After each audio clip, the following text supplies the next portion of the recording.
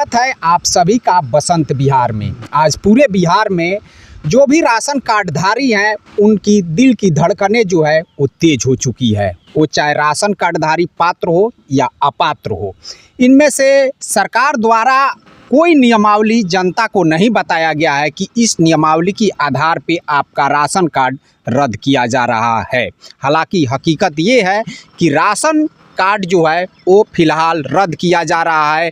जब इसमें बहुत से दलित लोगों से जब हमारी बातचीत हुई तो उनका कहना है कि जब वो राशन की दुकान पे राशन उठाने के लिए गए और जब वो अपना उंगली रखते हैं तो वहाँ पे फिंगर कुछ भी दिखाई नहीं देता है। यानी डीलर का कहना है कि आपका राशन कार्ड रद्द हो चुका है, जबकि सरकार द्वारा इसकी कोई नियमावली भी तय नहीं की गई है कि इस नियमावली के तहत आपका राशन कार्ड रद्द किया जा रहा है। और ऐसे ही आंधाधुंध एक तो राशन कार्ड बना और वैसे ही आंधाधुंध राशन कार्ड जो पात्र है वो भी, जो अपात्र है वो भी, उनका रद्द किया जा रहा है। चलिए, हमारे साथ यहाँ पे है संजय तिवारी जी, जो बरौली प्रभात खबर के पत्रकार हैं। हम इनसे बातचीत का सिलसिला जो है वो शुरू करते हैं। जो इसकी नियमावली है, क्या है इसकी नियमावली? नियमावली कुछ स्पष्ट मेरे ख्याल से नहीं है जी। जिनके पास बाइक हो, फर्स्ट है तो आजकल आप देख रहे हैं कि हर घर में बाइक है। इसके अलावा पक्का मकान हो, 2 कमरों से अधिक का पक्का मकान हो, जमीन हो, सरकारी जमीन कितना जमीन? कुछ एकड़ में है, और सरकारी नौकरी हो नहीं हो, मतलब यही सब क्राइटेरिया मेरे सुनने में आया है। तो मान लीजिए आज मोटरसाइकिल तो घर घर में है, हर घर में है, आम बात है। मोबाइल तो घर घर में है, ये आम आदमी की जरूरत है। एक उसमें क्राइटेरिया है कि 10,000 रुपये से अधिक की आमदनी आपकी न हो, ये भी है। तो ये जो नियमावली रखा गया है, इस नियमावली के तहत आपको लगता है कि कोई इसका पात्र होगा? अगर ऐसा नियम है, हाँ, तो मान के चलिए कि 95% पीडीएस का कार्ड रद्द हो जाएगा। तो इस तरह की जो नियमावली है, ये तो मुझे लगता है कि जो रोहिंग्या मुसलमान है उन लोगों पे ये सटीक बैठ जाएगा, वो लोग इसके पात्र हो जाएंगे, है कि नहीं?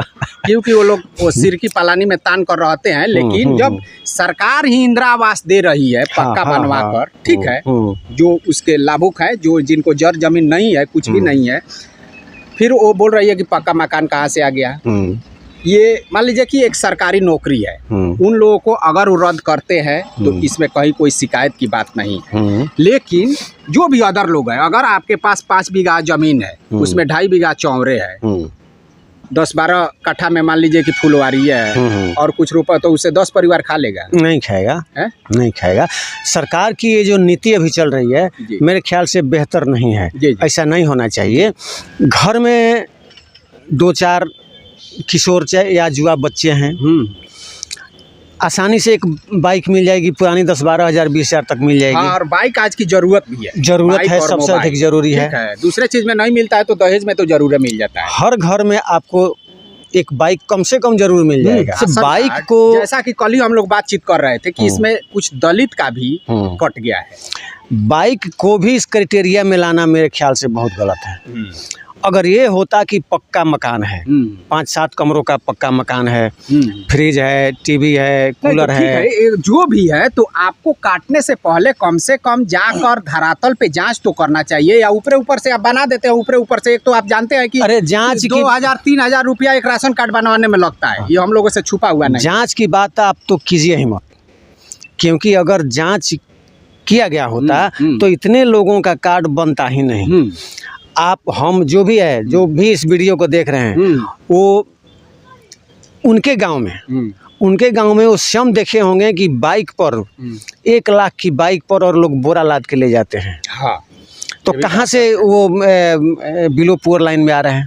तो एक बात बताइए, तो जो 2-3 हज़ार रुपये एक राशन कार्ड बनवाने में लगता है, हाँ, नहीं लगता नहीं है, लेकिन दिया जाता है। हाँ, लिया जाता है। नहीं देंगे तो नहीं बनेगा। तो क्या ये जो नियम है, ये पिछली खिड़की से पैसा कमाने का एक जरिया बनाया गया है कि एक बार भाई सबको बनाओ, उसके बाद से रद्द करो, फिर लोग आएंगे, फिर पैसा लेंगे, या फिर बनाइए, फिर बनाएंगे? तो यही खेल चल रहा है। अब तिवारी जी एक बात पर थोड़ा ध्यान दीजिए, थोड़ा हम इस तर्क को और लेकर आगे बढ़ते हैं। एक विधायक है, उसकी जो तनख्वाह है 1,30,000 रुपये है, 1,30,000 रुपये। उसके बाद से उसका जो अतिरिक्त भत्ता मिलता है, जैसे उसके गाड़ी का भत्ता मिलता है, ट्रेन में आने जाने का उसका फ्री है, उसके सचिव के लिए तनख्वाह मिलता है, यानी सब कुछ मिलाकर 2,30,000 रुपये एक विधायक को सरकार देती है। और जब इन लोगों को बढ़ाना होता है तो राज्यसभा में या विधानसभा की हम बात कर रहे हैं, विधानसभा में किसी नेता को या किसी विधायक को कोई अनबन नहीं होता है। ये लोग बस फटाफट अपना काम कर लेते हैं। लेकिन जो नियमावली है वो जनता के लिए ही है। इन लोगों के लिए 2,30,000 रुपया एक विधायक को दिया जा रहा है तो वहाँ पे कोई असमानता नहीं है। लेकिन एक अगर मोटरसाइकिल वाले को 5 बीघा जमीन है, उसको अगर राशन कार्ड मिल रहा है तो उसमें इन लोगों को असुविधा हो रहा है। क्या हो रहा है? कानून बनाता कौन है? और जब हम ही कानून बनाते हैं और हमारे विरोध में वो कानून है तो हम नहीं बनाएंगे। तो ये लोग काहे के लिए कहते रहते हैं कि हमारी सरकार जो है वो गरीबों की सरकार है, गरीबों की सरकार है, या इन लोगों की अपनी सरकार है? तो गरीबों की भलाई के लिए ही तो ये राशन कार्ड का मामला उठाया गया है, इसको भी तो समझिए। फिर उसी के भलाई के लिए काटा भी जा रहा है। गरीबों के, देखिए अमीर लोगों का काटा जा रहा है, अमीर लोगों का नहीं। इसमें कोई पैमाना, कोई धरातल पर तो जा नहीं रहा है। उधर से बैठते हैं, जैसे कि दलितों का भी काटा गया है ना। अब मैं इसको बता रहा हूँ जी, सरकारी क्राइटेरिया जो भी है ठीक ठाक है, केवल बाइक हटा दिया जाए तो लगभग ठीक है। लेकिन अब रह गया कि विभागीय मिलीभगत से हम कहेंगे इसको, हमारा कार्ड अगर हम उस लायक हैं, पावरफुल हैं, मेरा कार्ड है, तो हो सकता है नहीं कटे, क्योंकि हम जुगाड़ टुगाड़ लगा देंगे, नहीं कटेगा। लेकिन वही महंगू राम है, कोई फुलेना प्रसाद कोई हैं जो निम्न तबके से आते हैं, कहीं आते जाते नहीं कोई जानता नहीं, उनका कार्ड कट जाएगा क्योंकि उनकी कोई ऊपर पहचान है नहीं। आप समझ रहे हैं मैं क्या कहना चाह रहा हूँ? वो हम समझ रहे हैं। हाँ, वो हम समझ रहे हैं कि मान लीजिए कि जो अपात्र हैं उनकी पहुंच वहां ऑफिस तक है। हाँ। और जो उसके पात्र हैं उनकी पहुंच वहां नहीं है तो उनका कार्ड कटेगा। और मेरा पहुंच है तो मैं अपना कार्ड कटने नहीं दूंगा।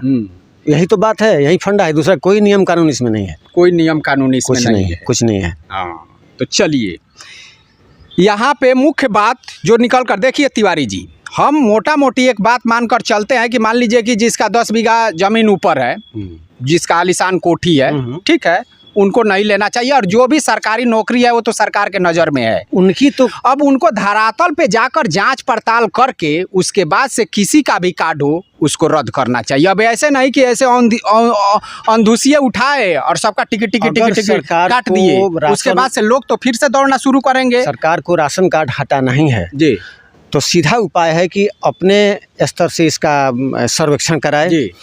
जो अपात्र लाभुक हैं जी, उनका काट दिया जाए जी। सरकारी नौकर हैं, उसी टाइम में ये लोग जांच पड़ताल कर कार्ड बनाए होते तो ये काटने का नौबत ही नहीं है। सरकारी कर्मी है, सरकार इन लोगों को तनख्वाह देती है काम नहीं करने के लिए, और काम करने के लिए रिश्वत दिया जाता है। बात सही है। तो चलिए मित्रों, देखिए ये राशन कार्ड का जो भी सिलसिला है काटने का, और मुझे लगता है कि जो भी इसमें अपात्र लोग हैं उनको कटना चाहिए। लेकिन अपात्र के साथ साथ जो इसके पात्र भी है वो भी कट रहे हैं, वो भी कहीं ना कहीं उनका भी राशन कार्ड रद्द हो जा रहा है। और जो विधानसभा में बैठे हुए हैं उन लोगों को जब अपना 2 लाख, 2.5 लाख, 3 लाख तनख्वाह करना होता है तब किसी से पूछताछ करने नहीं जाते हैं। लेकिन जनता को जब थोड़ी सी भी लाभ मिलती है तो उनकी आंखों में खटकने लगता है और देश की अर्थव्यवस्था बिगड़ने लगती है। लेकिन जब विधायकों और सांसदों का तनख्वाह बढ़ाना हो तो देश की अर्थव्यवस्था बिल्कुल उनके अनुरूप हो जाती है और बेहतर हो जाती है। ये है मूर्खों का देश और धूर्तों का शासन। एक तरह से अगर लोकतंत्र को कहा जाए तो कहीं से गलत नहीं होगा। नहीं, ठीक ही कहा है, जिसने कहा था जी, वो सही कहा था। लेकिन इसको हम लोगों ने गलत तरीके से प्रजातंत्र को मोड़ दिया है। हाँ, वही ना है। हाँ, ठीक है, गलत तरीके से मोड़ दिया है। एक चीज़ मैं पीछे बोला था, वो शायद गलती से मैं बोल गया था, चोर के बारे में बोला था कि चोर तभी चोरी करता है जब कमी हो उसके पास। लेकिन ऐसा नहीं है, आदतन भी चोरी चोर होते हैं और चोरी पेशेवर भी चोर होते हैं। तो चलिए दोस्तों, यही है। अब मुझे लगता है कि देखना है आने वाले दिनों में कुछ इसमें जो दलित भी हैं, जो राशन कार्ड के पात्र भी हैं, अभी जो राशन कार्ड है वो रद्द किया जाएगा और फिर वो लोग ब्लॉक और गोपालगंज दौड़ेंगे, ऑफिस दौड़ेंगे, 2000-3000 रुपये खर्च करेंगे और फिर से उनका बनेगा और फिर से जो कुपात्र है उन लोगों का भी बनेगा और ये सिलसिला इसी तरह से चलता रहेगा, सुपात्र और कुपात्र का, क्योंकि सरकार का सिस्टम ही यही है। तो अब क्या किया जाए? ये जो है ये लोकतंत्र, इस लोकतंत्र को कहा जाता है कि ये मूर्खों का देश है और धूर्तों का शासन है। हकीकत में तो ये डिफिनेशन कुछ अलग है जी, जनता के लिए, जनता के द्वारा और जनता के रूप में शासन लेकिन किया जाता है हकीकत इसका। जो है वो मुझे लगता है कि हकीकत वही है कि मूर्खों का देश और धूर्तों का शासन जहाँ पे हो उसी को लोकतंत्र कहा जाता है। बात है कि नहीं? चलिए दोस्तों, तो चलिए हम यहाँ पे जी रहे हैं, इसी देश में जी रहे हैं और जो इसका सिस्टम है, सिस्टम में कितने लोग पिसा जा चुके हैं, अभी कितने लोग पीसने के लिए आने वाले हैं और कितने लोग पीस रहे हैं। तो इसी के साथ हम अपने संवाद को यहीं पे समाप्त करते हैं। हम फिर मिलेंगे अगले वीडियो में अगले टॉपिक के साथ। तब तक के लिए नमस्कार।